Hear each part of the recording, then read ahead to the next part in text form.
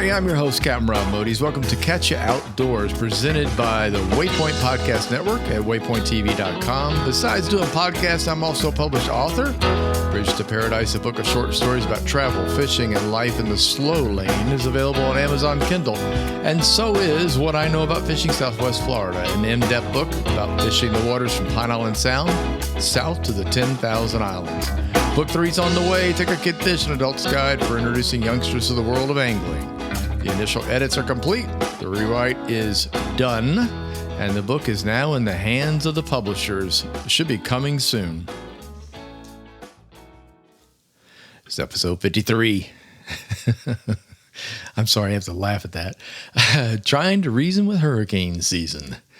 Thanks to Jimmy Buffett for the title and to my friend Steve for the idea and suggestion for this episode of Catch Ya Outdoors. But first, episode 53 is the beginning of season 2 for Catch Ya Outdoors, and I'm somewhat surprised.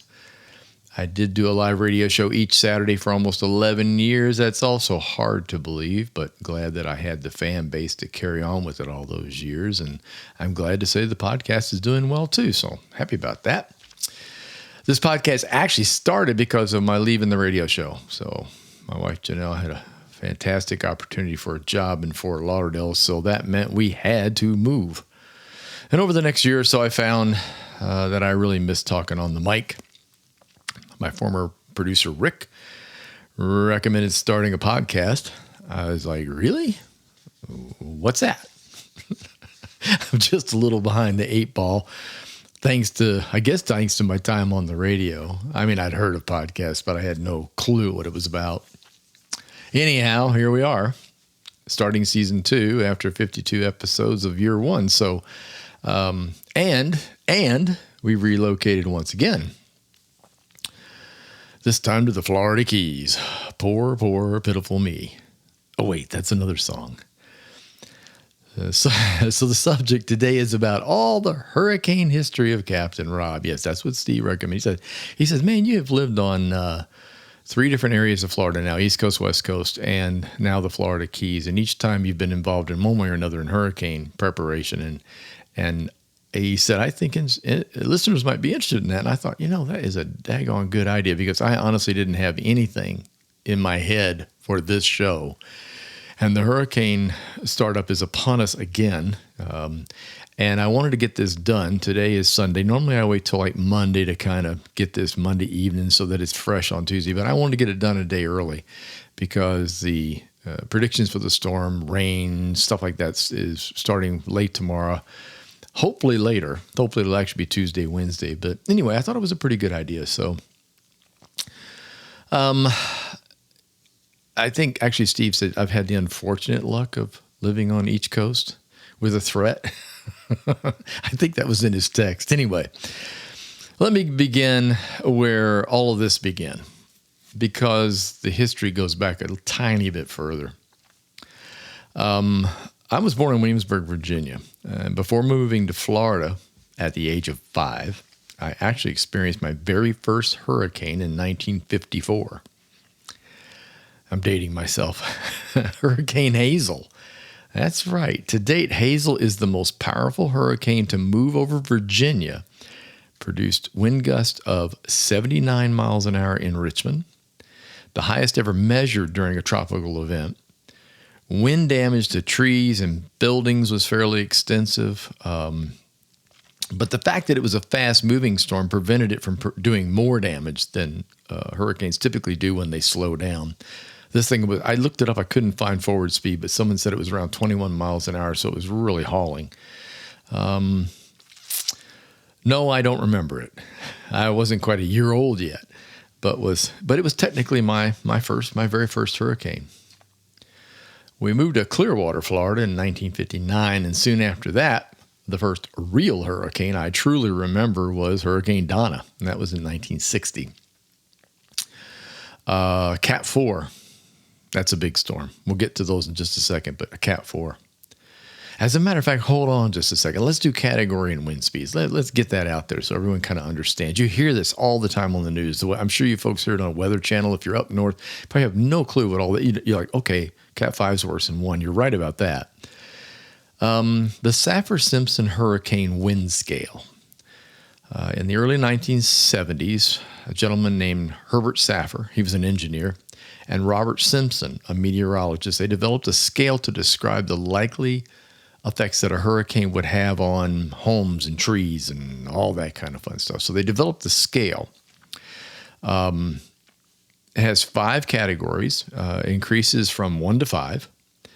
Any storm with sustained winds ranging from 39 to 73 miles an hour. Now, this is sustained. They have a timeline that they use. It's like it must remain the same for over a minute, consistently over a period of like an hour, that kind of thing. If a storm is 39 to 73 miles an hour, it is considered a tropical storm. And that's a pretty wide range. I mean, I've been in tropical storms, and normally I want to say this, most of that I have experienced are in the 40s, 44, 45 miles an hour. So that's your starting base. A Cat 1 hurricane is a 75 to 95 mile an hour storm. So 1 mile, just a bump above the actual tropical storm. And then Cat 2 is 96 to 110. Actually, Cat 1 I think is 74 to 95. I've got it in my notes here. I think I wrote that down wrong. I think it's 74 to 95. Cat 2 is 96 to 110. This is in miles per hour, not in knots. Cat 3 is 111 to 129. Cat 4 is 130 to 156. Cat 5 is get the hell out of Dodge. No, seriously, it's 157 miles per hour or higher, 150. Anyway, you don't want to be around for a Cat 5. Cat 4 is bad enough. Cat 3 will rock your socks. That's good. By the way, and when they talk about hurricanes, when they say it might be a major storm, when they use the word major, that is going to be a Cat 3 or above. The first 2 categories they don't classify as major hurricanes, although if you're in one, you're going to think it was. So Donna was a Cat 4, and that's why I remember some of it at a young age. I remember my dad going down to the waterfront marina near Clearwater Beach, and he filmed with an 8mm movie camera. He filmed the hurricane warning flags, which I thought was fascinating because I still have that video. I have that. I had to transfer to video. Let's put it that way. The warning flags also have meaning, by the way. If you've seen a hurricane flag, they're large squares. They're bright red. They've got a smaller black square center. So you have a square flag that's red with a black square center. If 1 is flying, that's tropical storm. That's a tropical storm warning. If 2 are flying, so in other words, flag over flag, that's a hurricane warning.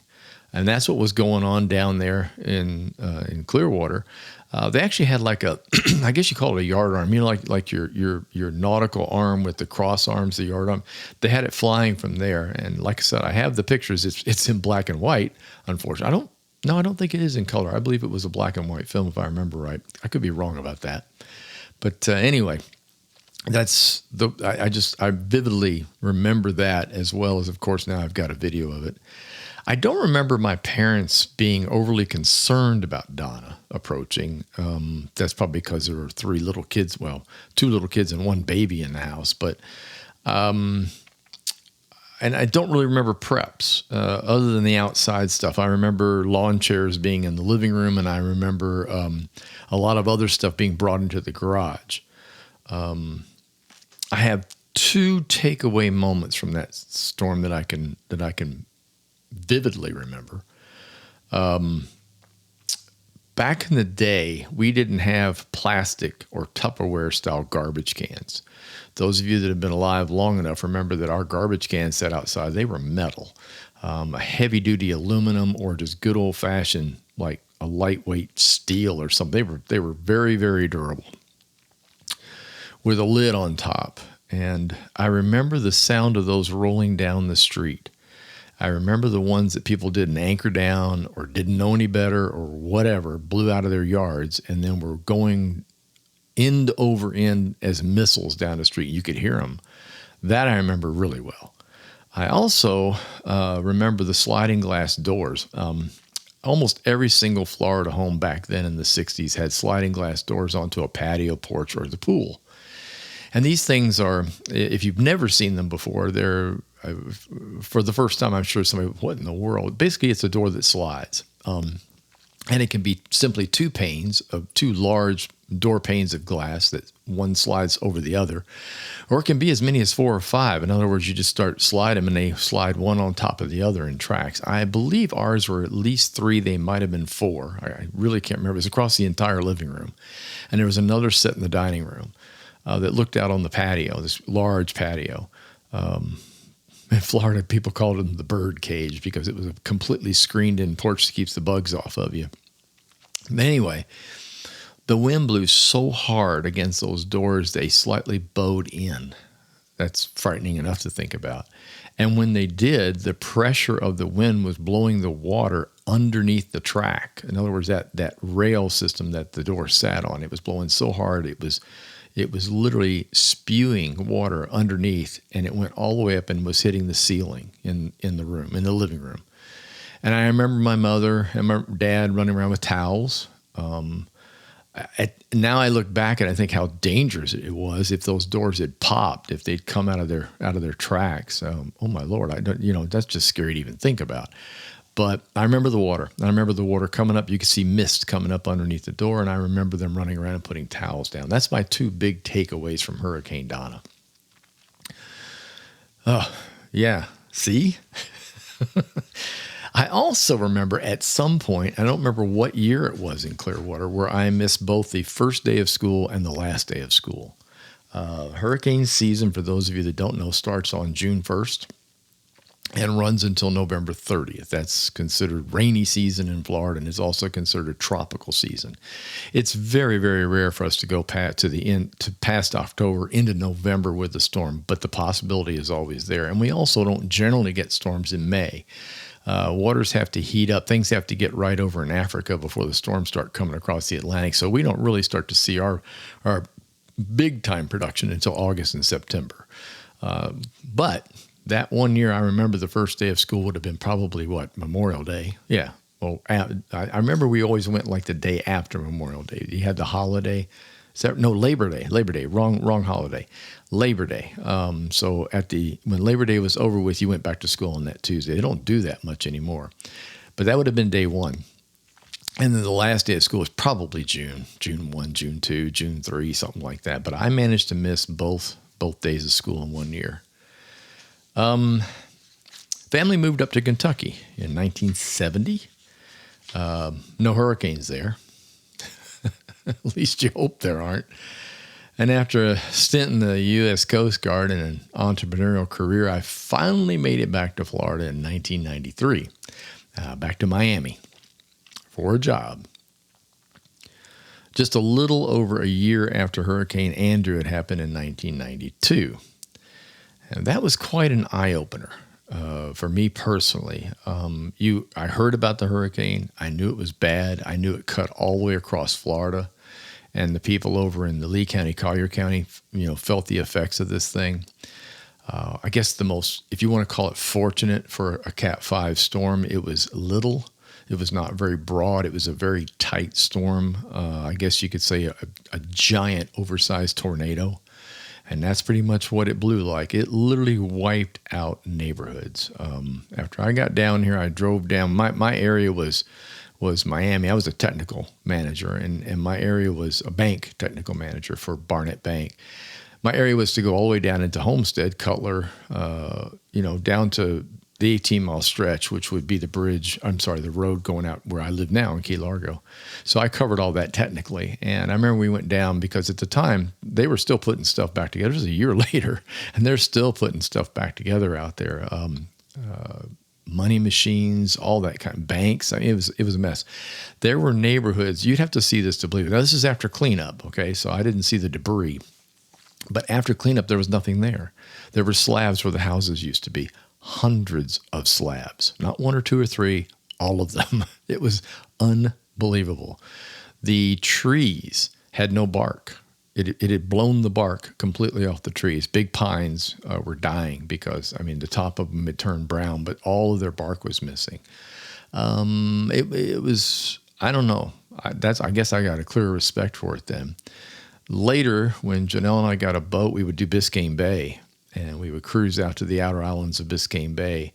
And, you know, mangrove is usually very, very thick, and you can't see through mangrove. It blocks the view. We could go into these channels and cutaways and things like that and see the ocean. You could see right straight through the mangrove out to the Atlantic Ocean, something that at first I wasn't even sure it was mangrove, and the mangrove was burned to a crisp. And when I say burned, I mean saltwater burned. Mangrove is very durable. It's saltwater tolerant, as they like to say. But the wind blew so hard and blew so much salt water on it that it literally killed the leaves. And it was, I don't know. To this day, I can remember vividly, and that's 27, 28 years ago. I remember what it looked like. So I don't know. Big storms are very, very scary. And that was my first experience with a major without actually being, you know, in the major hurricane itself. Still in Miami, Hurricane Bertha, 1996. I remember that one. That's the first one I remember that I'm having to watch out for. Bertha actually came at Florida and then decided it was going to parallel the coast and just whack the entire side of Florida with heavy winds, and it did, but it didn't hit. There was damage. There was storm surge. There was lots of rain, that kind of thing. But, you know, it was one of those deals when, of course, when you live on the East Coast and and I had seen Andrew, I was like, whoa. So it was nice to see that one. But by 1997, that was Hurricane George. George ran right over Key West and right over some of our friends down there. As a matter of fact, some friends we had living in Big Pine Key had a lot of damage. Janelle and I went and got a generator because up where we were in the Fort Lauderdale area at that time, we could actually go to, you know, like the Home Depot or something, and they weren't out of everything like they are when you're closer to the hurricane. And so we picked up a generator and drove it down to these folks so that they had a generator to get their refrigerator and their fans back on. So, but that was in Big Pine. So from Alamorada out, Big Pine was really bad. Key West was really bad. And so that was the first one on that coast that I was kind of involved in, even though it really hit the Florida Keys and not the Miami area. And then in 1999, we had another close call from a storm called Dennis. And that also turned away at the last minute and decided to head up the coast. And then late in the season, Key West got hit again by Hurricane Irene. So that was quite the time. And after that, it's kind of weird. There was a little lull in storms, and Janelle and I moved to the west coast of Florida. We moved over to Fort Myers. That would be in late 2001. In 2001, job again. She found a great job, and in the meantime, the bank had moved me to part-time to Fort Myers. And then the bank let everybody go. If you're in the technology department, I don't know if you remember, there were multiple mergers all over the banking system in the late 90s to early 2000s. I was a victim, as were many, many other technical people. Once they got all the banks grouped together and they had all the technical stuff that they needed done and finished, they let us all go. I had gotten my captain's license and was already starting on that, and was, as it turned out, I was pretty happy it happened. I was a little scary at first, you know, going, oh my gosh, we're going to eat peanut butter and jelly for the rest of my life. But it worked out pretty well in the long run. So anyway, we relocated to Fort Myers. There hadn't been a major hurricane in that area for like 30 years. So you can, some people blamed it on me, but anyway, so here we are. And in 1994, here comes Hurricane Charlie, a big one. Charlie was a Cat 4 when it hit the Fort Myers area. Actually, it hit just north of Fort Myers. It hit Captiva, Upper Captiva, technically Charlotte Harbor, and went across into Punta Gorda, close enough to scare the bejeebers out of us, and close enough for me to, at that point, to clearly respect storms and predictions. So I'll do the detail part here for you. The storm was basically, it cruised across, very similar to the storm that's coming now. Ian, and I'll talk more about Ian here in a minute, but Charlie was very much like that, and came up through the Gulf, gained a ton of power, and had a track aimed right at Tampa. And all of us were like, good, Tampa. All right, so we're going to get sideswiped. Now, here's the bad thing. When you're on the right side of a hurricane, In other words, the right-hand side of a hurricane, you get more wind than you do on the left-hand side. It's the more brutal side. It's where the spin up, the windmill comes from. Is the strong side of the storm is the right-hand side of the storm. It's where the feeder bands are. Feeder bands are what draw the moisture and stuff into the storm to create the storm. And you're under those. You get them one after the other. You'll get a band and a break and a band and a break. It's really entertaining. This storm was winding up, and as it came up into the Gulf of Mexico, everything was hunky-dory. I had Janelle, myself, my daughter, her husband, baby, and a dog. And they were all at our place because they lived closer to the river, so they came over with us. And that daggone storm went up, and at the last minute, everybody is standing around watching the TV set, and at the last minute, that thing did a little tiny rock to the right, to the east. And that's when we realized it was not going by Fort Myers. It was coming right into Fort Myers. And we all jumped in a hall closet with pillows and a mattress. So everybody got into this. Was a pantry closet. Everybody got in there. You have to picture this. We did it, by God, because you're scared. And we grabbed that mattress and we pulled that in after us for protection. And we sat in there during the most vicious wind cycle I know I have ever experienced. The house creaked, it cracked, it made all kinds of noises like everything was going to pop. You could hear stuff outside flying around. You could hear the wind. You know how people describe the freight train? Yep, that's exactly what it sounds like a freight train's going right through your house. And I thought, man, if we survive this, it will be a miracle. Well, we had a miracle. And the whole neighborhood really did quite well. There was tons of destruction, stuff everywhere, mostly from outer edges of houses, buildings. We lost a great chunk of our stuff off of our roof. It was a mess. It was an absolute mess. But we're still alive. I'm around to talk about it. I learned a valuable lesson that day, as I did in previous storms. Each time you have one, you go, man, you got to really watch these daggone things. So in that case, the prediction was doing exactly what it was supposed to do, and then it didn't, which is like, so I'm watching this storm today, and I'll talk more about it in a minute. Same prediction. They keep moving the line a little bit. First, it was coming in over Key West. Then it was coming in over the edge of Cuba and missing Key West. Then it was going to hit dead on Fort Myers. And now they've moved it all the way up to the Crook and the Panhandle up there. And so, and then this morning, I noticed it shifted back to the right a little bit. So that's the kind of thing that I like to watch out for. I really do. So after Charlie, I was part of the help group. The ramp was closed to public use. Charters, of course, came to a roaring halt for probably a month and a half. It was really hard to get business back down there because basically what happens in hurricanes is all the TV crews come in and tell you how bad it was, and then they leave. They don't stick around and tell you how we fix things up. So people get the impression that the area is still absolutely destroyed. And our job, basically, as business people living there, and in my case, a charter captain, was to get the word out that, hey, we fixed everything, it's good to go. But that can be really tough. I mean, people have an impression of a hurricane when it comes, it's over. And it's not. It's really not. We've rebuilt Florida many times. So I worked with a crew. I had my boat down there, and the upper islands are not connected by road. So North Captiva, Yusepa, Cabbage Key, those areas up to Cayo Costa, up in those areas are not. So they were looking for people to run stuff up to them. I ran generators. My boat would only hold a couple, but that was enough. Ice, big bottles of water, things like that. Fuel. We took great big things of gas up so that they could run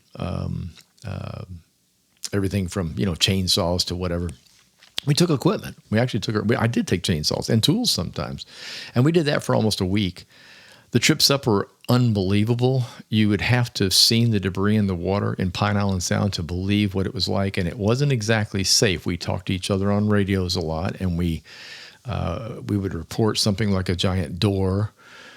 In one case, it was it was a partially submerged bathtub, which you obviously don't want to hit with a boat.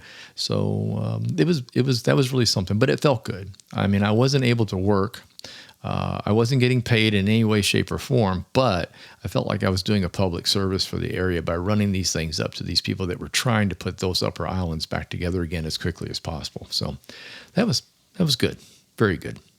About a year later, after we were getting things put back together, we had this storm called Wilma, another one. And please notice that we started with Charlie, and they do storms alphabetically, just so you know. So the first storm is going to be named A on down the line. And they now alternate between male and female. So they'll do a male and a female name as they go. So please note that Charlie was a sea storm, and the very next season, not the Charlie season, but the next season, we managed to have enough storms to get us all the way to W and then some. They ran out of alphabet on one year. One year, I forget what they did. They had to do like a series of X numbers or something on there. But anyway, Wilma that was crazy. So Charlie did damage from the south, and it's hard to explain, but when you get those feeder bands, everything bends from south to north, typically, because that's where they come from. Wilma came across, directly across Collier County, which caused the wind bands to be a little different. The wind was much, much stronger on the north side of this storm. So we had things blowing in the opposite direction. So guess what? Every tree and every branch and everything that had bent in one direction bent the other way and snapped off. So we had quite a bit of damage from Wilma. Nowhere near like Charlie. Don't get me wrong. I have nothing like Charlie, but it was still a very severe storm. And Wilma actually cruised across the Everglades. Yeah, it picked up the water it needed in the Glades and did quite a bit of damage over on the east coast of Florida, which it shouldn't have happened. I mean, I would have to imagine they weren't even prepared for that little move. Anyway, very strange. And now I'm in the Florida Keys. Yep, and I'm sitting here waiting for another hurricane. Who knew? I've been asked, why not move? And I say, why? I mean, why? People are like, well, you've endured all these hurricanes all around Florida. It's because it's part of your life. Yes, it is for most Floridians. Why move into the face of another disaster? California, mudslides, fire, whole place is on fire, right? Anywhere else you go, earthquakes. I think tornadoes. When I was in Kentucky, tornadoes freaked me out. And there was a really big one in Louisville when I was in the Coast Guard. I wasn't there for it, but I had lots of reports from family and friends. But why move out of the way of a hurricane, even in its flexible state where it's moving around or where the tracks are changing? You still have plenty of time to decide if you're going to get the hell out of Dodge. You have plenty of time to pack up. You have plenty of time to make plans. You do your early hurricane planning where you have batteries, water, and your basic supplies back in June when they tell you to do that. When the news people start to get on and start saying hurricane season's coming, you don't wait till the last minute like a few days ago when people are trying to go to Costco and there's no water. Publix has no water. Things like that. You get ready, you prepare for it. You can't prepare for a tornado. You can't prepare for earthquakes. You can't prepare for raging fires. Mudslides. You can't do it. So, in my mind, I think I'd rather deal with a hurricane than any other natural disaster, quite frankly. I certainly don't want to be in a giant snowstorm, which the Weather Service is now naming. That's how bad they can be. When the power goes out, I think I'd rather be hot than freezing my toes off. There's just certain things in me that says Florida's just a whole lot better idea. And it gets back to being able to act early if you really want to. Now, that leads to some problems. There are a lot of people that just stay put. There are people that, okay, it's time to evacuate. No, I'm going to hang out at the house. Everything's going to be fine. Then they die. And that happens in Florida, probably more than anywhere else. So you need to be aware of the fact that you do have choices. And sometimes you got to make a choice you don't want to make, but you can get out of the way. And that's why I stay. That's why I stick with Florida. Right now, Tropical Storm Ian. It's not a hurricane yet. Tropical Storm Ian is south of Jamaica. It is getting better organized. Again, I said this is Sunday. I'm doing this on Sunday morning. The organization is starting to show, whereas it was just kind of a blob of rain moving around. Now it's starting to get those outer bands on the radar. You can see that it's tightening up. And eventually it'll start to move and head up toward Jamaica, start to swing right, head up toward Jamaica. Eventually it's going to cross the tip of Cuba, so they say. When it gets to Cuba, it'll be a major hurricane. So it's going to turn into a hurricane in the next day and then arrive in Cuba, I believe they said late Monday or early Tuesday. The timeline's been changing quite a bit because the storm's forward speed changes off and on. But anyway, we got this thing coming. It should be a major hurricane when it breaks out into the Gulf of Mexico. And if all goes according to plan, it will go by Key West, out west of Key West. However, this is a broad storm. As I mentioned earlier, Hurricane Andrew is a tiny little thing. It was a tight storm. It was very, very strong. It destroyed everything in its path. This is one of those broad storms like Irma, which we had a few years back. Irma rained and blew and just caused a horrible mess all across Florida, including down here in the Florida Keys. So this is the first big one we've had since that time.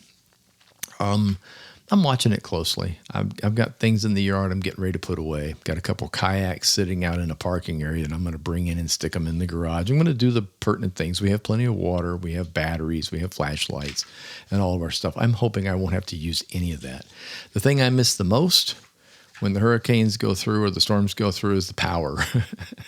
One thing about a hurricane that's just weird is it just has to happen on the hottest month of the year. And September is dreadful in Florida. It is just hot.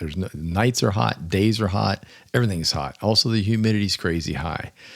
So what you have to picture is the hurricane goes through and then everything turns into a big, soggy, wet sauna with no air conditioning. It doesn't matter where you are. You can't sleep outside. You could try that if you want to, but the mosquitoes will probably carry you away.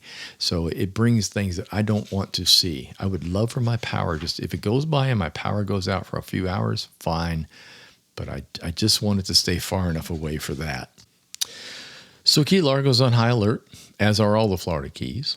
It's really quiet here today. There's no weekend traffic. Janelle and I live close enough to US 1 where we can hear the cars, motorcycles, things, especially the big Harleys and things that go down to Key West for the weekend. Nope, that stopped. It stopped yesterday. It actually looks like we pretty much have the Florida Keys to ourselves. The residents do at this point. It's supposed to be windy, a lot of rain. Tuesday, Wednesday looks like the two worst days for us as far as that's concerned. Probably not going to see a lot of sun down here. But I'm just hoping that that's all we get is the edge of it. The computer forecasts are much better than they used to be. The prediction of movement is much, much better than it used to be. So let's just hope we have everything planned. As always, I'm ready. Janelle's ready. We have our great get out of the way plan in place if we need to. 2 cat carriers, throw the cats in it and just leave. But I don't think it's going to come to that for this one. The one thing we're keenly aware of is there's only one road out of here, and everyone will be on it if all hell breaks loose. So that's the one thing that you learn. Steve, when he mentioned this in his text to me, is like what's different? Well, East Coast, West Coast, there's plenty of roads to leave on. That ain't true in the Keys. There is one road through the Florida Keys, US 1. And you get out of there on 2 bridges. You have a bridge where US 1 goes up, and then you have a back road called Card Sound Road, which can be used in emergencies. But technically speaking, you got only one road to get off this island. And that's why you make plans. That's why you make plans way in advance. But the good news, like I said, it's off season, and there aren't many tourists around right now. Thank you so much for listening. I appreciate you taking the time to tune in. If you enjoyed the podcast, please tell a friend and leave a review. My podcast is scheduled for each and every Tuesday. Catch You Outdoors is presented by the Waypoint Podcast Network and is available on Waypoint and by many of your favorite podcast providers. Facebook page is Catch You Outdoors. Websites waypointtv.com and catchyyououtdoors.com. Until next time, get outdoors and enjoy.